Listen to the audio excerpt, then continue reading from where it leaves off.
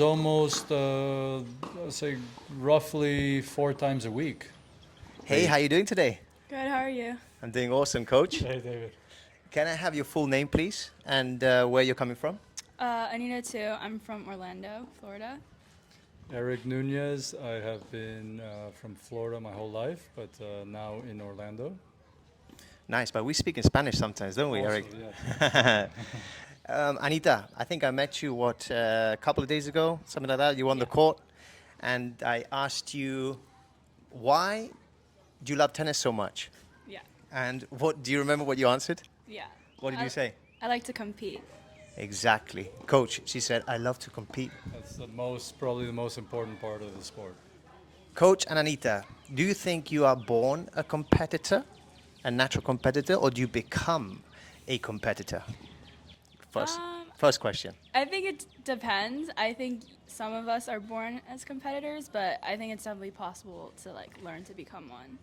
What about you? Do you think you were born a competitor or you became a competitor? Oh, I think I was born a competitor. She's feisty. She's a Coach, feisty your one, turn. I would say so. So I think I would agree with her response, but I do think that the environment that you are brought up in will make you a better competitor or not. The short answer would be yes, I do think you are more born a competitor, but at the same time, if your environment from a very young age is one that that produces that competitive spirit, that competitive atmosphere, I think that goes a long way, and that will make you become more competitive. What about why didn't you choose a team sport? Why did you choose this very difficult and lonely individual sport, tennis? I mean, I didn't really try that many team sports out, but I like tennis, so I just stuck with it, and that's what my dad introduced me to. Do you like to be on your own out there and manage all the pressure? Yeah, How old are you now? 15. Okay. Coach, you were a fantastic tennis player, right? I was okay. I was okay. Um, Yeah.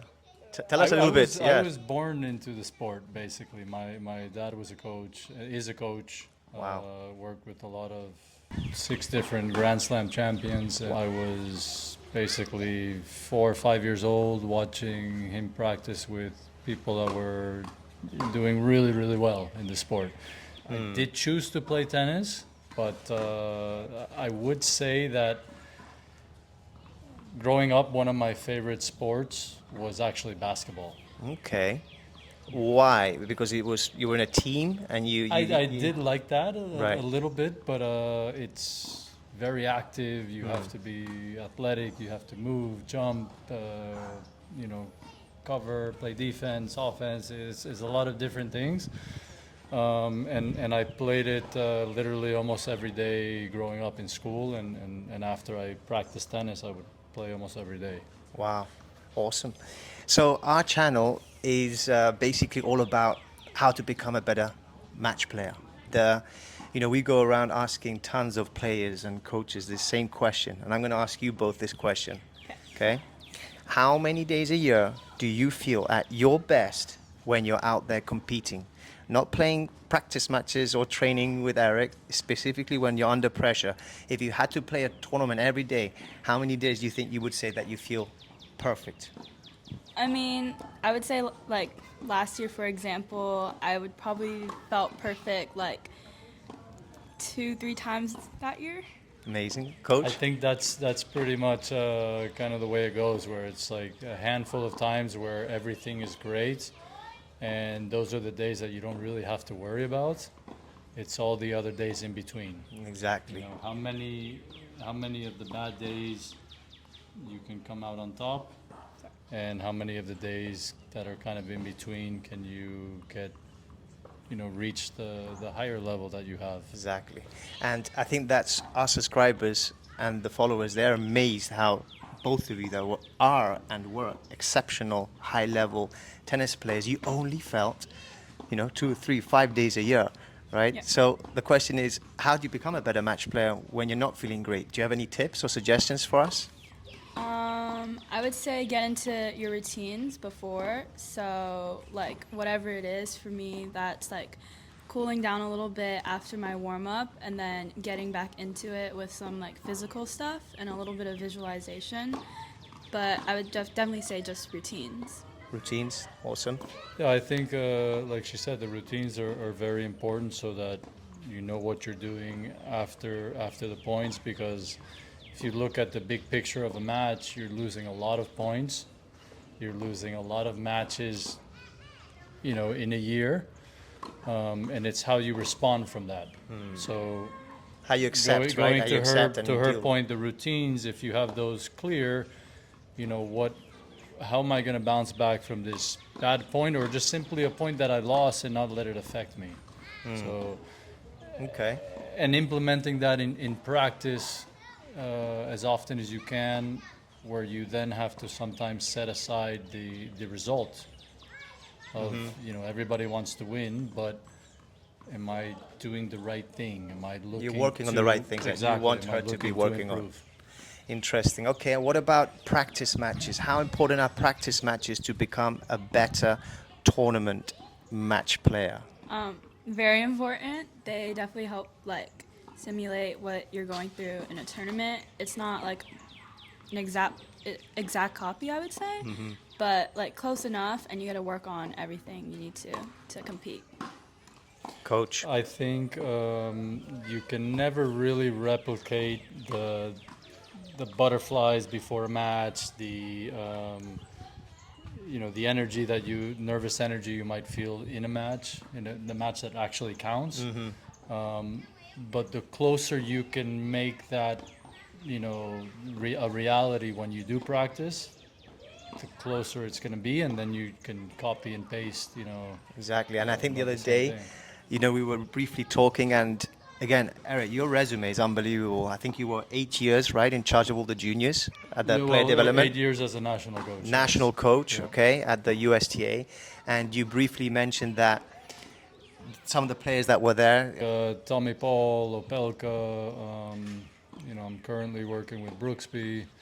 A lot of the Americans that are Yeah, now, we see on exactly. TV. I have worked with. And you mentioned, you said, yeah, these guys would train, and then after training in the afternoons, they would play sets, matches, points, and Yeah, kill it each was other, it right? was almost I'd say roughly 4 times a week, There you where go. they're playing in the afternoons, and where you get the best out of them is where you put something on the line. Exactly. Whether it's serving the other person lunch, we would do that a lot, where Yeah. if you lose, you have to go and literally serve the other person lunch. I mean, I And, love "Hey, it. I want another piece of chicken. Okay, no problem. I'm gonna go and get it." Right? Amazing. Or just put something, Yeah. something on the line. Yeah, and I think we spoke about that. This generation of kids, for some reason, we're seeing that they don't want to play so many practice matches, right? And as you know, we're trying to incentivize the kids to play, right? The more practice matches they play, we agree that you become a better competitor, right? So I also wanted to touch on who decides on how many tournaments you play every year. My coaches kind of create a schedule, Okay. but like I've had times where I just like decided that not playing the tournament would be a better choice. So kind of like the whole team.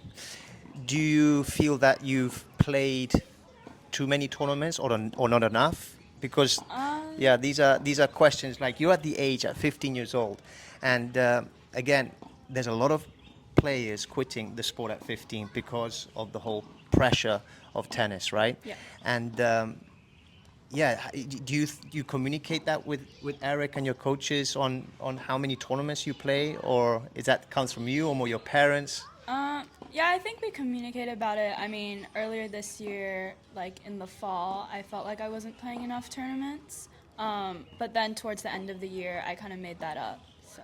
Okay, coach, any comments? I think a couple things you have to take into consideration is the match count that you have, throughout the year, and Okay. realize, okay, my match count is low. Maybe I need to go and play, let's call it a lower end tournament where I can get maybe 4 or 5 matches in this week.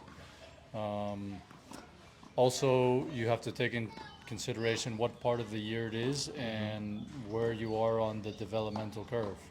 Exactly. So is this more where I'm going to take care of some technical things, physical,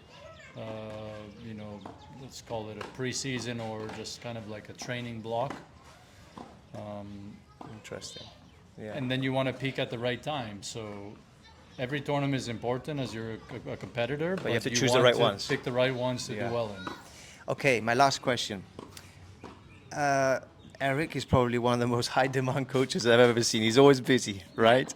So he doesn't have time to go and watch all your practice matches and your tournaments, right? Very difficult. So who does it come down to become a better tennis competitor? Well, me, of course. Yeah. You, right? So you've probably seen on the channel as well, and I've seen you on the app, right? We got to get you on the app as well. What we're trying to do is help coaches and players and parents communicate better. Okay? We feel that because high-end coaches like Eric are in such demand and they're so busy, you know, how do you guys currently communicate after you play a tournament match or a practice match? How does coach help you with improving tactics and things like this? Do you have a system in place? Because Sometimes I text him after matches. I definitely could do a better job of that. I mean, sometimes I just forget. But I like usually have my own thing after matches. Like I'll usually journal like post match and pre-match, and then I'll usually search the girl up and I'll try to like find a video of her. But yeah, I text Eric sometimes. Yeah.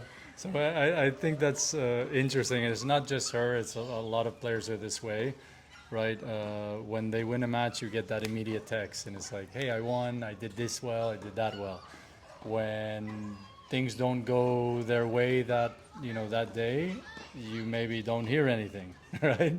But in general, like we try to talk with all our players, before the matches, have a game plan going in, and then the more feedback that they can give the coach, the more that you can then implement how your training is going to look and how we're going to to continue to improve. well, I have some good news. You don't have to use your journal anymore. And I know we haven't had the opportunity to talk about Tennispreneur, but it's, as you know, an app and also a software, a web app for coaches.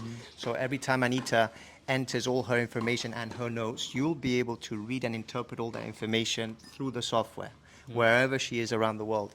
And Eric, I know that you can help so many other players, even though they're not here physically, if they're in other countries, right? And that's the whole purpose of Tennispreneur, is we're creating a tool, a support system, so there's a better communication between coaches, players, and parents. What do you think? It's pretty cool. Yeah, definitely would help a lot. Yeah, I thought it was really interesting when you were explaining it to me because, the more information you can get from the player that actually played the match, not the parent, the better it is, and it's real. As long as they're honest and saying, okay, this is what I felt happened in the match, you can then take that information and apply it to making them improve. Anita, what are your goals? What are your dreams with tennis? Talk to us. Definitely to go pro and maybe win some slams out there. Ooh, I love it. Yeah. College is not an option? College is an option. Okay. Definitely thinking about that. As of right now, I'm definitely thinking of going to college first and then trying to transition pro. But you never know. Coach, things have changed, right, with the whole college thing. In our generation, Absolutely. it used to be you go to college, you're giving up, right? You're I wish I had the opportunities that now players have.